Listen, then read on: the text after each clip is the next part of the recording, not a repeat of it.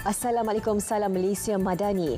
Timbalan Perdana Menteri Datuk Seri Dr. Ahmad Zahid Hamidi bersama wakil negara ASEAN hari ini menghadiri majlis sambutan memperingati 20 tahun tsunami Lautan Hindi dan Hari Pengurusan Bencana ASEAN 2024 di Taman Mahkota Jubli Emas Bandar Seri Begawan, Brunei.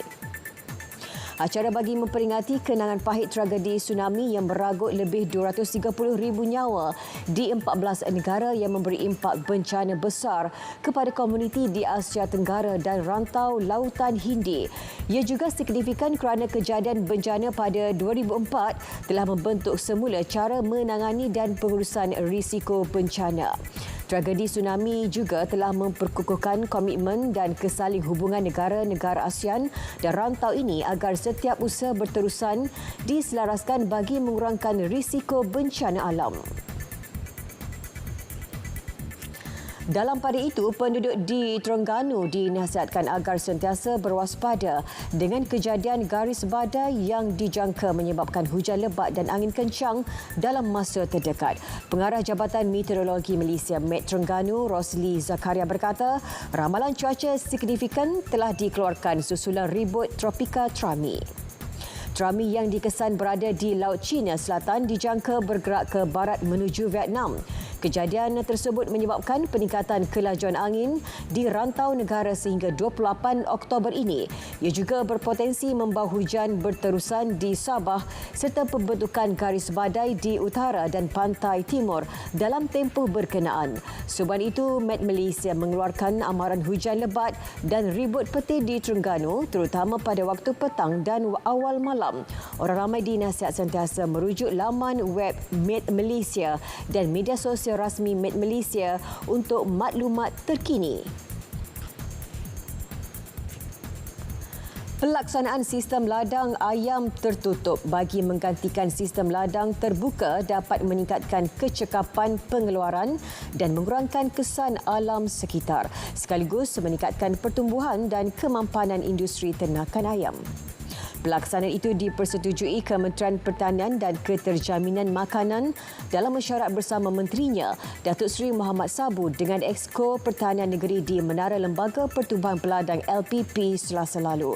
Kementerian berkenaan dalam satu kenyataan bagaimanapun menegaskan kerjasama antara Kerajaan Persekutuan, Kerajaan Negeri, Pihak Berkuasa Negeri PBN dan Pihak Berkuasa Tempatan PBT serta pemain industri sangat penting. Ia dalam memastikan kejayaan transformasi industri itu agar maklumat kadar sara diri SSR ayam dan telur seperti yang digariskan di dalam Dasar Agromakanan Negara 2021-2030 dan 2.0 dapat dicapai. Suruhanjaya Pencegahan Rasuah Malaysia SPRM sentiasa memantau semua lapangan terbang bagi mengesan kemungkinan aktiviti mengatur kaunter di pintu masuk negara. Ketua Pesuruhjaya Tan Sri Azam Baki berkata tumpuan bagaimanapun dikhususkan di lapangan terbang antarabangsa Kuala Lumpur KLIA. Ini memandangkan ia merupakan pintu masuk utama bagi warga luar berbanding di negeri lain.